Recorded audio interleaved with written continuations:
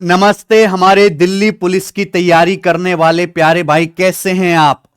Delhi police के exam के युद्ध का बिगुल आप समझिए बज ही चुका है कि जनवरी में पेपर हैं और ये मॉक टेस्ट लगाने का, प्रैक्टिस करने का बिल्कुल परफेक्ट टाइम है। जो इस समय थोड़ा सा अपने आप को रगड़ गया सवालों के साथ, वो निकल गया कि मात्र 7500 नौकरियों के लिए आरटीआई में जवाब आया है। 27 लाख आवेदन भरे गए। इन नंबरों से घबराना नहीं है। इनमें से ज्यादातर जैसे सुसुप्त ज्वालामुखी होता है ना, धधकता है फिर शांत हो जाता है, ये फॉर्म भरने के लिए धधकते हैं फिर डेड हो जाते हैं। इनमें से मात्र 50,000 बालक ही हैं जो सीरियस हैं और उनमें से मेरे प्यारे भाई इन बच्चों को नौकरी मिल जाएगी। ठीक बच्चों, उसके अलावा दिल्ली पुलिस ड्राइवर का भी पेपर है, सीपीओ भी होने वाला है, दिल्ली पुलिस हेड कांस्टेबल भी है। बहुत सारे पेपर्स लाइन में हैं। तो मेहनत करोगे तो कहीं ना कहीं जरूर लगोगे मेरे भाई, और बहाने बनाओगे तो ऐसे ही रह जाओगे। ठीक है, हम अपनी तरफ से जो भी बन सकता है हम आपको करवा रहे हैं और बेस्ट क्वालिटी के प्रैक्टिस सेट मैं आपको सॉल्व करवा रहा हूं। ठीक है बच्चों, आ जाइए। तो आज हम 8वां प्रैक्टिस सेट सॉल्व करेंगे। ठीक है, लगातार आ रहे हैं बच्चों। अब तो चलिए शुरू करते हैं। ये देखो, ये इन बच्चों की मुस्कान आप देख रहे हो, ये सफलता वाली, सेटिस्फेक्शन वाली जो मुस्कान है, इसके पीछे 1 साल की कड़ी मेहनत है। बिना 1 साल की मेहनत के मेरे भाई बच्चा कुछ जीवन में हासिल नहीं कर सकता, सरकारी नौकरी में तो खासकर। अगर आप मेरे प्यारे भाई खुद को मेहनत की भट्टी में झोंकोगे तो कुछ समय बाद, कुछ महीनों के बाद ही आप और मैं मिलकर मुस्कुराते हुए ऐसी फोटो खिंचवाते हुए नजर आएंगे। ठीक है दोस्त, लेकिन इसके लिए कुछ हासिल करना पड़ेगा जीवन में, जैसे इन बच्चों ने किया है। सब दिल्ली पुलिस ऐसा ही बनी है। ठीक है, आप कांस्टेबल की तैयारी करो, आपके सीनियर हैं। ठीक है, समझे, झुके रहना पड़ेगा इनके आगे समझे। लेकिन अगर आप यहां रुकना नहीं है, आपकी जर्नी तो अभी शुरू हो रही है, आप भी करिए मेरे भाई। ठीक है, चलो, ये मोटिवेशन है आप सभी लोगों के लिए। आ जाइए, पहला सवाल जो जीडी के पेपर में आया है। A trader mark the price of an article so as to earn a profit of 28% on cost price. एक व्यापारी ने वस्तु का मूल्य इस प्रकार अंकित किया कि क्रय मूल्य पर 28% का लाभ हो। यानी कि मैं कह सकता हूं वस्तु का अंकित मूल्य उसने क्रय मूल्य से 28% अधिक रखा है, तभी तो अंकित मूल्य पर 28% लाभ होगा। उसने अंकित मूल्य मार्क प्राइस पर 15% डिस्काउंट देकर बेच दिया। तो पूछा उसका एक्चुअल लाभ परसेंट कितना है। देखो यहां तो डेटा बहुत ईजी है, तो फॉर्मूले से आ जाएगा। 28% आपका मार्कअप है, उस पर आपने 15% डिस्काउंट दिया, तो लाभ क्या होगा इन दोनों का सक्सेसिव। 28 माइनस 15 माइनस 28 गुणा 15/100। क्लियर है, ये कॉन्सेप्ट आप याद रखेगा। 28 माइनस 15 कितना आ गया बच्चों, 13। 28 गुणा 15 420/100 4.2।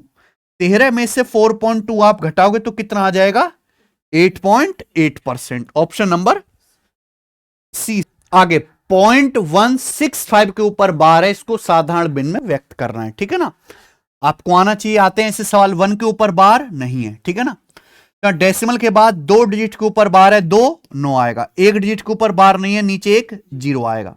संख्या क्या है 165। 1 के ऊपर बार नहीं, इसमें से 1 घटा देंगे तो क्या आएगा 164/990। Option number C. आइए भैया, एक ठोस घनाभ के 3 आसन फलकों का क्षेत्रफल 190, 285 और 150 वर्ग सेंटीमीटर है। घनाभ का आयतन सेंटीमीटर क्यूब में ज्ञात कीजिए। देखो ये सवाल है मेरे भाई, मान लो जैसे ये किताब है, ये क्यूबॉइड है घनाभ, इसका कोई भी कोना पकड़ लो। ये कोना 3 इस पे रेक्टेंगल मिलते हैं कि ये रहा, एक ये रहा नीचे, एक ये रहा सामने। इनको बोलते हैं एडजेसेंट फेसेस, आसन फलक। इनके एरिया दिए हुए हैं। आपसे क्या पूछा, क्यूबॉइड का वॉल्यूम। तो क्यूबॉइड का वॉल्यूम का फॉर्मूला आएगा √XYZ। इन तीनों की मल्टीप्लाई करके आपको अंडर रूट लेना है। तो अंडर रूट 190 गुणा 285 गुणा 150। क्लियर है, सिंपली आपको इसकी कैलकुलेशन करनी है। लेकिन ऑप्शन इतने कमजोर सेट हैं, ये लेटेस्ट पेपर का यह सवाल है कि भाई यहां पे 0 0 आ रहा है, 2 बार 0, अंडर रूट लेंगे तो आंसर के एंड में 0 ही आएगा। Option number 2। ठीक है बच्चे, चलिए आगे चलते हैं। सवाल नंबर 4। 2 ट्रेन एक ही समय में एक दूसरे से 300 किलोमीटर की दूरी पर स्थित 2 स्टेशन से अपोजिट डायरेक्शन में रवाना होती हैं। एक स्टेशन से 180 किलोमीटर की दूरी पर एक दूसरे को पार करती हैं, ठीक है, उनकी स्पीड का रेशियो क्या है? जीडी का पूछा हुआ सवाल है, लेटेस्ट एकदम। बताइए जी क्या उत्तर होगा। आप ये समझो मेरे भाई कि ये यहां पर दो स्टेशन है, ये स्टेशन कितनी दूरी पर है? 300 किलोमीटर की दूरी पर है, ठीक है बच्चों। अब यहां दोनों स्टेशन से दो ट्रेन निकलती हैं बच्चों, ठीक है, एक ही समय पर। ये इंपॉर्टेंट बात है, एक साथ दोनों ट्रेन निकली। जब ये दोनों ट्रेन मिलती है अपोजिट डायरेक्शन में, तो कितना, एक स्टेशन से 180 किलोमीटर की दूरी पर मिलती है, तो दूसरा ट्रेन कितना चल के आई होगी? 120 किलोमीटर चल के आई होगी कि नहीं? यानी कि यहां पर दोनों ट्रेन एक दूसरे से मिली। दोनों ट्रेन मेरे प्यारे भाई एक साथ चलना शुरू किया, एक साथ चलती रही चलती रही चलती रही, बीच में मिली, तो दोनों ट्रेनों ने सेम टाइम तक ट्रेवल किया होगा। जब दोनों ट्रेन मिली हैं तब तक दोनों ट्रेनों ने सेम टाइम तक ट्रेवल किया होगा। अगर टाइम सेम है तो डिस्टेंस डायरेक्टली प्रोपोर्शनल होता है स्पीड के, यानी कि जो उनके द्वारा चलेगी दूरी का अनुपात है भाई उनकी स्पीड का रेशियो भी होना चाहिए। तो दोनों ट्रेन की स्पीड का रेशियो कितना, यही रेशियो ले लीजिए आप दूरी का, 60 से चला जाएगा 3 रेशियो, ऑप्शन नंबर सी। आइए अगला सवाल, सवाल नंबर 5, दिल्ली पुलिस एसआई में आया है, सीपीओ में। A shopkeeper sells his item using a faulty balance which measure 25% less. एक दुकानदार गलत तराजू का इस्तेमाल करता है जो 25% कम वजन तोलता है, ठीक है बच्चों। फिर वह अपनी वस्तुओं पर क्रय मूल्य से 15% अधिक मूल्य अंकित करता है, वो 15% मार्कअप भी कर रहा है सामान पे, वो 10% का डिस्काउंट भी देता है। तो पूछा 1 केजी वस्तुओं पर उसका लाभ, शुद्ध लाभ परसेंट क्या है, नेट प्रॉफिट परसेंटेज बताना है। देखो, एक दुकानदार पहले सामान खरीद के लाएगा, फिर खरीदने के बाद उसका 15% प्राइस बढ़ा के एमआरपी लगा देगा। 15% यानी कि 3/20 हो गया, यानी कि वो अल्टीमेटली 20 रुपए का सामान खरीद के कितना एमआरपी लगाया, 23। लेकिन सामान पे वो क्या कर रहा है बेचारा, 10% डिस्काउंट भी दे रहा है, 1/10, यानी कि अल्टीमेटली 10 का सामान कितने में बेच रहा है, 9 में, ठीक है। लेकिन यहां तक सिंपल बात नहीं है, ये आगे भी है कि वो तराजू ऐसा इस्तेमाल कर रहा है जो 25% कम वजन तोलता है। 25% यानी कि 1/, मान लो कोई कस्टमर उससे 4 किलो आटा मांगता है ना, तो कस्टमर को 4 किलो दे देता है आटा, लेकिन एक्चुअल वो 4 किलो है ही नहीं, 4 से 1 कम 3 ही किलो है, तो वो 3 किलो आटा कस्टमर को देता है और बता देता है 4 किलो, यानी कि 4 किलो का पैसा ऐंठ लेता है, ठीक है बच्चे। तो ओवरऑल प्रॉफिट क्या आएगा, इन तीनों की सीधी सीधी मल्टीप्लाई यानी कि सक्सेसिव। तो 4 पंजे 20 और यहां पर 3 तिया क्या आ जाएगा, 5 गुणा 10 50 रेशियो 69, 69 हो गया। अल्टीमेटली 50 का सामान 69 में बिका तो 19 का प्रॉफिट हो गया 50 पर, 1/50 2%, 19 का दुगुना 38% का लाभ है। यहां पर देखो कितना बेहतरीन सवाल है, ऑप्शन नंबर डी। आइए बच्चे ये बताएंगे, सवाल नंबर है 6। ये प्रीवियसरी सवाल है आपका दिल्ली पुलिस एग्जीक्यूटिव का 2020 के पेपर का, तो करना तो पड़ेगा तुम्हें, क्या तुम्हें कैसा भी लगे। When the interest is compounded half yearly, an amount becomes 729/625 of the same amount in 1 year at a certain rate of interest. सवाल में बोला है कि जब ब्याज हाफ ईयरली कंपाउंड किया जाता है तो कोई धनराशि कितने साल में, 1 साल में किसी ब्याज की दर से 729/625 गुना हो जाती है, ठीक है ना। If the interest is compounded annually, अगर ब्याज एनुअली कंपाउंड किया जाए तो 10,000 रुपए सेम ब्याज की दर से, सेम रेट ऑफ इंटरेस्ट से 10,000 रुपए 2.5 साल में मेरे प्यारे भाई कितना कंपाउंड इंटरेस्ट हो जाएगा, ठीक है ना। यही तो सवाल है। तो आपको क्या निकालना पड़ेगा, पहले ब्याज की दर, ब्याज की दर ही नहीं पता, उसी के लिए पहली लाइन दी हुई है। देखो, अगर आप ब्याज कैसे कंपाउंड कर रहे हो, हाफ ईयरली, हाफ ईयरली का मतलब हर 6 महीने में कंपाउंडिंग कर रहे हो, तो इस हिसाब से आपका पैसा 1 साल में कितने गुना हो जाएगा, 729/625 गुना हो जाता है 1 साल में। लेकिन ब्याज आप हाफ ईयरली कंपाउंड कर रहे हो, तो फिर 6 महीने में पैसा कितने गुना हो रहा है, इसका अंडर रूट 729 का अंडर रूट 27 और 625 का अंडर रूट 25, अंडर रूट ले लेंगे, यानी कि 6 महीने में आपका पैसा 27/25 गुना हो गया, यानी कि 25 रुपए 27 बन गए। तो 6 महीने में 25 पे ब्याज कितना मिला, कितना 8%, 1/25 4% और 2/25 8%, यानी कि आपका पैसा हर 6 महीने में कितना बढ़ जाता है 8%। अगर आप हाफ ईयरली कंपाउंड कर रहे हो तो ब्याज की दर कितनी होगी 16% पर एनम। हर 6 महीने में 8% आपका पैसा इंक्रीज हो रहा है। हाफ ईयरली कंपाउंड करो तो ब्याज की दर तो 16% रही होगी ना, 8% 8% का 2 बार सक्सेसिव हुआ है। ठीक है बच्चे, अब सवाल यह है कि अगर ब्याज की दर 16% पर एनम है तो 10,000 रुपए पर इसी 16% ब्याज की दर से 2.5 साल में कंपाउंड इंटरेस्ट क्या मिलेगा। ठीक है ना, देखो इतना तो मिलेगा नहीं, 10,000 से ज्यादा।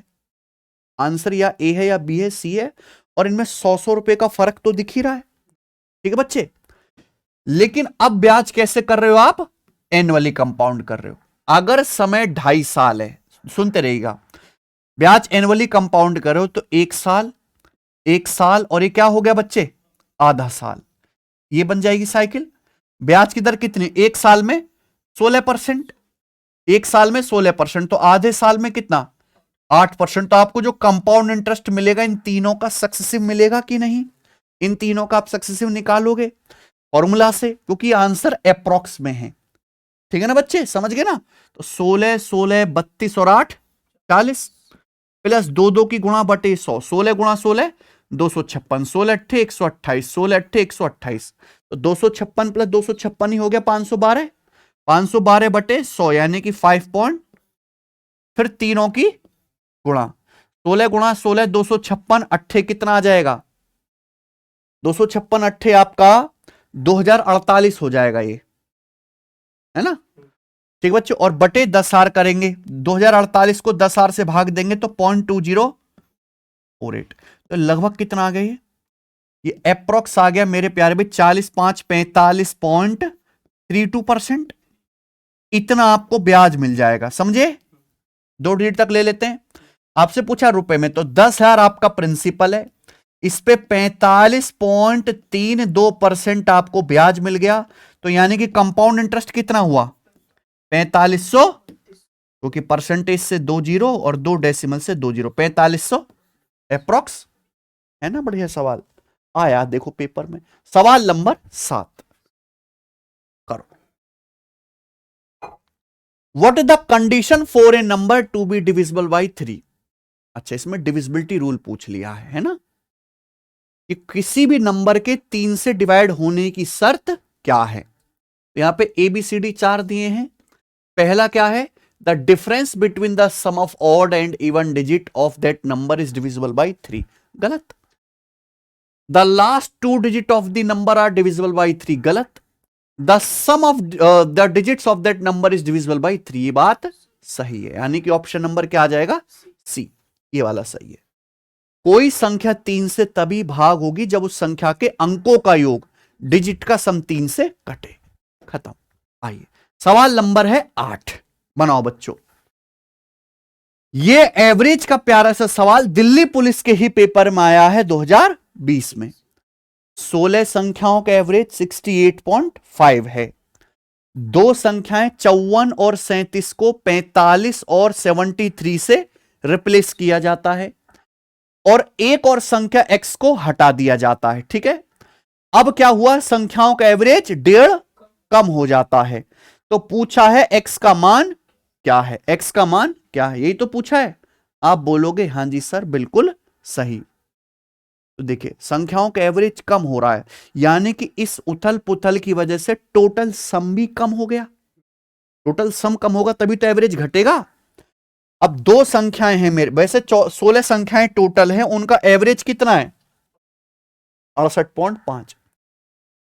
2 संख्याएं 54 को रिप्लेस कर दिया किससे 45 से, तो 54 को 45 से यानी कि 9 कम हो गया। दूसरी संख्या 37 की जगह क्या कर दिया 73, तो कितना ज्यादा हो गया 36 ज्यादा हो गया। इन दोनों संख्याओं को रिप्लेस करने से चेंज हुआ। तीसरी संख्या को हमने x से बदल दिया। ठीक है, देखो तीसरी संख्या को हटाने की वजह से एवरेज कम हो रहा है, यानी कि x की जो वैल्यू होगी मेरे प्यारे भाई वो क्या होगी 68.5 से, क्योंकि ये तो पॉजिटिव चेंज है ना अभी तक। बोलो अब तीसरी संख्या अगर आप x को हटाते हैं, एवरेज कितना है सोलो संख्याओं का 68 हमने तीसरी संख्या x को हटाया, तो तीसरी संख्या को हटाने की वजह से कितना कम हो जाएगा 68.5 माइनस x, ये डिक्रीज हो जाएगा। बोलो टोटल में इतना चेंज आएगा कि नहीं, बोलो। और इसी की वजह से एवरेज कितना कम हो गया, 1.5 कम हुआ, इसलिए माइनस 1.5 कम हो गया। 16 संख्याएं थी, 2 संख्या आपने रिप्लेस करी, केवल 1 हटा दी, तो संख्या बची कितनी 15। तो 15 संख्याओं का एवरेज 1.5 कम हो गया। टोटल कितना कम हुआ 15 गुणा 15। भाई टोटल कैसे निकालते हैं, एवरेज में चेंज गुणा टोटल, कितनी संख्या है 15 संख्या है, मैंने इक्वल कर दे। इससे आसान तो कुछ नहीं हो सकता। तो क्या है 27 प्लस जोड़ लेते हैं ना, ये कितना आएगा 27 और ये 68 कितना आएगा भाई 8 7 15 का 5 6 1 7 2 9 97.5 है कि नहीं। माइनस एक्स बराबर कितना माइनस का 22.5, ये क्या आएगा इधर आ जाएगा तो प्लस हो जाएगा, तो 7 2 9 और 9 2 11। ठीक है गड़बड़ तो नहीं है। 27 8 7 15, हाँ ये 95.5 है ना, 95.5 आएगा भाई। 68 में अगर 27 आप जोड़ोगे तो ठीक है बच्चों, तो माइनस 22.5 इधर लाएंगे तो क्या आ जाएगा भाई 110 और 5.5 और 2.5 ये 8 हो जाएगा। ठीक है, तो 118 आ रहा है क्या, बराबर x की वैल्यू है 118, ऑप्शन नंबर सी। ठीक है बच्चे, बढ़िया सवाल है कि नहीं। बच्चे कंफ्यूज हो सकते हैं ऐसे सवाल में। सवाल नंबर 9, 2 बेलन की रेडियस 2:1 के अनुपात में है, उनकी हाइट 5:2 के अनुपात में, उनके वॉल्यूम का रेशियो क्या है। सरल है भाई, आप जानते हैं सिलेंडर का वॉल्यूम क्या होता है पाई आर स्क्वायर एच, पाई तो कांस्टेंट है, तो वॉल्यूम किस पे डिपेंड करता है रेडियस के स्क्वायर गुणा एच पे। तो अगर आपको वॉल्यूम का रेशियो निकालना है तो रेडियस के रेशियो का स्क्वायर और गुणा हाइट के रेशियो की गुणा, ऐसे तो करेंगे। रेडियस का रेशियो कितना है 2:1, इसका स्क्वायर क्या आएगा 4/1, हाइट का रेशियो कितना है 5/2, सीधी सीधी मल्टीप्लाई करेंगे 2 से 4 2 बार कट जाएगा, यानी कि 10 ये इनके वॉल्यूम का रेशियो आ गया। अगला भाई सवाल नंबर इसके आगे 10 जो यूपीएसआई की पेपर का है। एक कॉम्पिटिटिव एग्जाम में 70% कैंडिडेट सेक्शन ए में पास हुए, 55% सेक्शन बी में, 10% ऐसे हैं जो दोनों सेक्शन में फेल हुए। 595 student pass in both subject, 595 बच्चे दोनों ही सब्जेक्ट में पास हुए। तो पूछा कितने कैंडिडेट ने एग्जाम में अपियर हुए, यानी कि 100% के लिए पूछी है। इस सवाल में दिया क्या 595 स्टूडेंट दोनों सब्जेक्ट में पास हुए। अगर ये पता लगा लो कि दोनों सेक्शन में पास होने वाले कितने सवाल सॉल्व हो जाएगा। ठीक है बच्चे, अब एक बात बताइए मेरे प्यारे भाई, आपको कंसेप्ट पता होना चाहिए ये वाला कि भाई या तो सेक्शन ए में पास होने वाले या बी में पास होने वाले, यानी कि यूनियन कैसे आएगा भैया N A plus N B minus इसमें से घटा देंगे एन ए इंटरसेक्शन बी, दोनों सेक्शन में पास होने वाले, यही कॉन्सेप्ट है। सवाल में जब ये कहा गया 10% स्टूडेंट दोनों में फेल रहे, तो 100 में से अगर 10 घटाएं तो 90% स्टूडेंट ऐसे हैं जो या तो ए में पास हैं या बी में या दोनों में। यूनियन आ गया। ए में पास होने वाले कितने, बी में 55%, तो यहां से आप इंटरसेक्शन निकाल सकते हो, दोनों सब्जेक्ट में पास होने वाले बच्चे आ जाएगा। तो 70 और 55 कितना 125 में से 90 घटाएंगे अपन लोग 35%, तो 35% बेचारे बालक दोनों सब्जेक्ट में पास हुए। ठीक है ना, जबकि दोनों ही सब्जेक्ट में पास होने वाले कितने 500, तो 35% की वैल्यू 595, तो 1% कितना आएगा 35 से कम 35, तो कितना बचा भाई यहां पे 24, 245 हो गया, तो 35 सत्ते 245, तो 1% 17, 100% 1700 इस सवाल का आंसर है, डी ऑप्शन। ठीक है ना। आइए सवाल number 11, Delhi police head constable का ही previous year. 6 men or 8 women can do a work in 86 days. Then in how many days 14 men and 10 women take to complete the same work? ये और and वाला सवाल है भाई, या तो 6 आदमी हो या 8 औरत। 6 आदमी काम करें या 8 महिलाएं, काम कितने दिन में होगा? 86 दिन में। तो पूछा है उसी काम को 14 मैन और 10 वुमेन मिलकर, 14 मैन एंड 10 वुमेन मिलाकर कितने दिन में करेंगे। आप यहां से एफिशिएंसी निकाल के भी कर सकते हैं, पर ये बहुत पॉपुलर सवाल है, बार बार आने वाला। ऐसे सवालों की डायरेक्ट ट्रिक है मेरे प्यारे में, अगर आपको पता है एंड बटे और, एंड डाटा को और डाटा से डिवाइड कर दो, बस कुछ भी नहीं है। ये एंड डाटा है, और डाटा है। यहां कितने? 14 आदमी, यहां कितने? तो 14 को 6 से डिवाइड करो, 2 से कट जाएगा कितना? 7/3 प्लस, देखिए एंड ये कितनी है? 10 औरतें कितनी है? 10 को 8 से डिवाइड करो, किससे? 2 से कट जाएगा 5/, ये आ गया। इनटू डेज क्या है आपको? डेज आपको निकालने, इक्वल टू क्या दिया है? 86। ठीक है बच्चे, तो यहां पे 4 तिया 4 सत्ते 28 प्लस 15 43 गुणा डी बराबर 80, तो 43 दूनी, तो डेज कितना आ गया? 12 दूनी 24, 24 डेज में कर लेंगे। एक बार इस तरीके पे आपका हाथ बैठ गया ना तो बहुत जल्दी करने लगोगे, है ना। और ऊट पटांग सवालों में भी कभी फेल नहीं होगा, हमेशा जो है ये कर, जल्दी आंसर आएगा इससे। करो, सिलेक्शन फेज का सवाल है। 4 की पावर 999 को जब 7 से डिवाइड किया जाता है तो शेषफल क्या होता है? ठीक है ना। रिमाइंडर का सवाल है, 4 की पावर 999 को 7 से डिवाइड करने पर रिमाइंडर क्या आएगा? तो देखिए 7 यहां पे क्या है बच्चों? एक प्राइम नंबर है, आप यहां पे फर्मेट थ्योरम भी लगा सकते हो, है ना।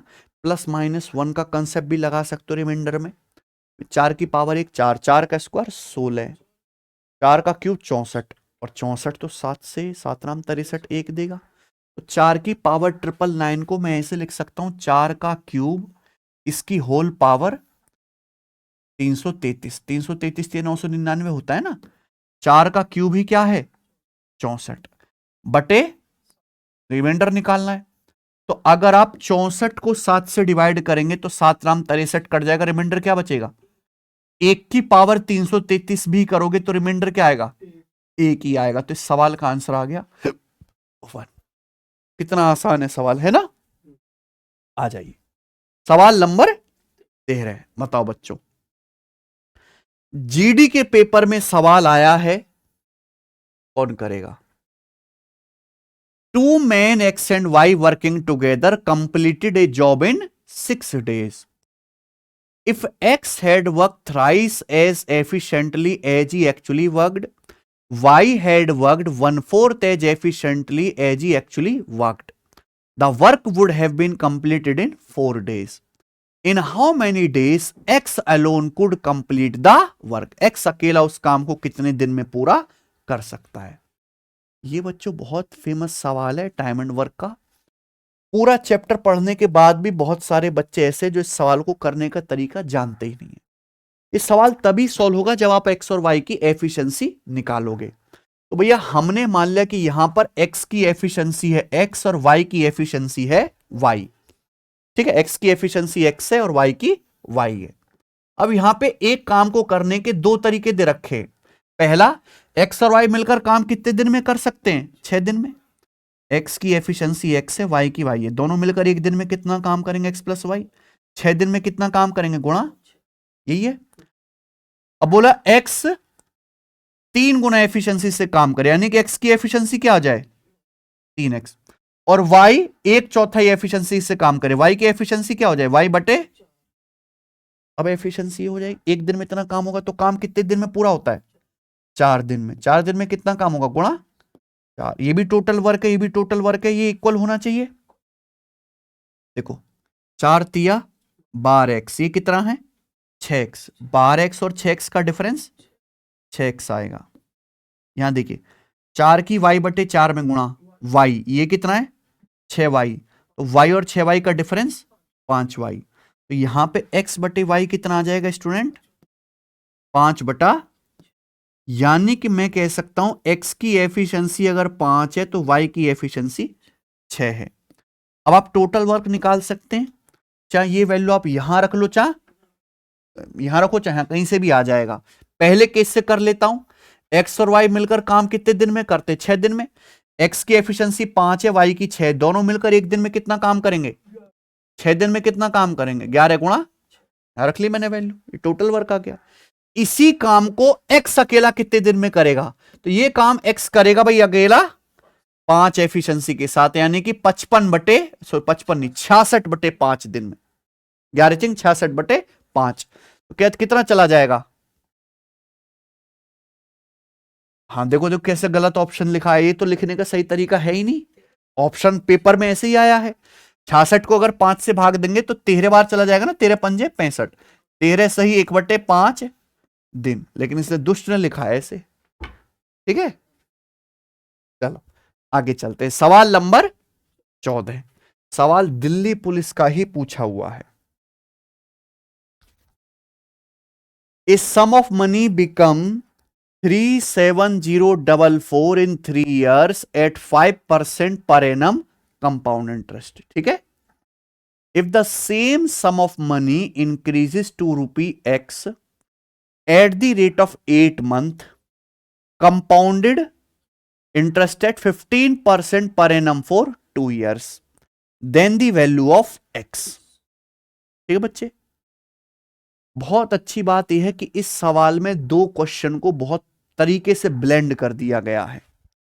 पहले तो मेरे प्यार भाई आपको एक धनराशि निकालनी है ना। सवाल में बोला है कोई धनराशि 3 साल में 5% ब्याज की दर से कितना हो जाती है। फिर आगे जो सवाल है उसी धनराशि पर बनाया गया है ना। तो आप पहले धनराशि निकालो, यानी कि प्रिंसिपल। यहां पे ब्याज की दर कितनी है? 5%, यानी कि 1/20। अगर ब्याज की दर 1/20 है तो इसका मतलब 1 साल में आप 20 रुपए इन्वेस्ट करोगे तो पैसा कितना हो जाएगा? ये पैसा कितने साल के लिए लगाया गया है? तो 3 साल में क्या हो जाएगा? पावर 3 हो जाएगा। 21 का क्यूब 92 और ये 20 का क्यूब 8000, यानी कि आपका प्रिंसिपल अगर 8000 है तो 3 साल बाद अमाउंट क्या आ गया? 92, जबकि 3 साल बाद क्या हो जाता है चक्रवृद्धि ब्याज पर? 37,044 रुपए। बताओ कितने गुना है? 9 चौक 36, 9 चौक 36 होता है ना, 36,261 चौका बिल्कुल सही है, 4 गुना है। तो ये भी 8,000 का 4 गुना आ जाएगा, यानी कि 32,000। तो बच्चों प्रिंसिपल आपका कितना आ गया? 32,000 रुपए। ठीक है, इसी पैसे को आपने आगे इन्वेस्ट किया कितने साल के लिए? 2 साल के लिए। ब्याज की दर कितनी है? 15%। लेकिन ब्याज कैसे हो रहा है? 8 मंथली कंपाउंड हो रहा है, और ये पैसा 2 साल बाद बढ़कर क्या हो जाता है? x रुपए। यानी कि 2 साल बाद आपसे क्या पूछा है? अमाउंट। 2 साल बाद अमाउंट ही तो पूछा है बेसिकली। समय 2 साल है, यानी कि 24 महीने। 2 साल 24 महीने होता है। अगर आप 8 महीने में कंपाउंड करो तो 8-8 महीने की 3 साइकिल बन जाएंगी। अगर आप 8 मंथली कंपाउंड करो, 8 महीना 8 महीना 8 महीना हो गया 24 महीना। ब्याज 1 साल में है 15%, तो 1 महीने में ये 8 महीने में कितना होगा? 15 10 15 120/12 10%। तो आपको जो पैसा मिलेगा मेरे प्यारे में, वो क्या मिलेगा? 10% का 3 बार सक्सेसिव, ये आपका ब्याज हो जाएगा। और सबको पता है 10 का 3 बार सक्सेसिव कितना होता है? 33.1%। अब आप एक खुद बात बताओ कि आपने कितना पैसा इन्वेस्ट किया? 32,000। 100% है ये। 100% पे अगर आपको 33.1% ब्याज ही मिल गया तो अमाउंट कितना हो जाएगा? 133.1%। इसी की तो वैल्यू आपको निकालनी है, 133.1%। ठीक है बच्चे, अब बताओ ये क्या आ जाएगा? परसेंटेज से 2 जीरो, डेसिमल से 1 जीरो, यानी कि आंसर एग्जैक्ट है ये। इसलिए मैंने इतनी मेहनत कर ली, कहीं आंसर ही एग्जैक्ट ना आ रहा हो। ठीक है, तो क्या आएगा बच्चों? यूनिट तो साफ साफ मैच हो रहा है, 2 एकम, यानी कि सवाल का आंसर क्या है? ठीक है, अच्छा सवाल है, पेपर का है वो सवाल है।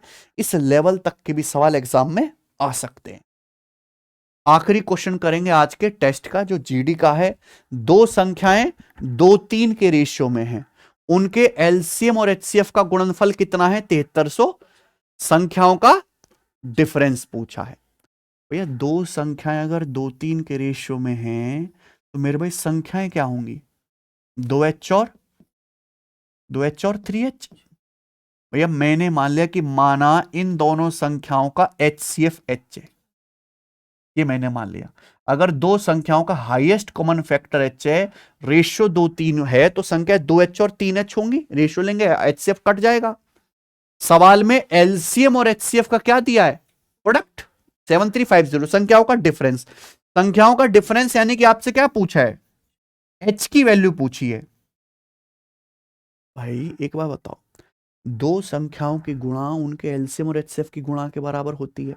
सवाल में एलसीएम और एचसीएफ की गुणा दे रखी, ये संख्याओं की भी गुणा यही होगी। प्रोडक्ट ऑफ टू नंबर बराबर एलसीएम इनटू एचसीएफ। एक संख्या 2h है, दूसरी 3h है, तो इनके दोनों संख्याओं का प्रोडक्ट क्या आएगा? इनकी गुणा क्या आएगी? 2h गुणा 3h यानी कि 6h। ये संख्याओं का प्रोडक्ट है। यही प्यारे दोस्तों क्या आ जाएगा? 7350। तो 6 एकम 6 दूनी, फिर 6 दूनी 12, 6 पंजे 30, 1225 हो गया। क्या आ जाएगा? एचसीएफ कितना आ जाएगा मेरे पे? 35। तो एचसीएफ आपका 35 आ गया। यही तो आंसर है, 35। यही आंसर आ गया, ऑप्शन नंबर। ठीक है, बस बात खत्म। ठीक है जी। मुझे नहीं लगता इस टेस्ट में किसी बालक को कोई भी समस्या आई होगी। सारे सवाल मैंने बहुत अच्छे समझाए हैं। 15 सवालों में से आपने खुद कितने सवाल सही कर लिए, मुझे कमेंट करके जरूर बताइएगा मेरे भाई।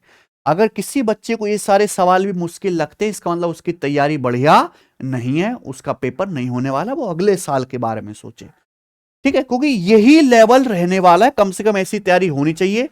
और आप अपना गणित अगर सुधारना चाहते हैं तो सिलेक्शन वे एप्लीकेशन पर जो हमारा ये बैच है मैथ स्पेशल का इंडिविजुअल या जो सिलेक्शन बैच, इसमें सारे सब्जेक्ट हम पढ़ाते हैं, इसको ज्वाइन कर सकते हो। फिर आपको दिक्कत नहीं आएगी, सवाल भी हलवा लगेंगे। ठीक है दोस्त, चलिए धन्यवाद मेरे प्यारे भाई।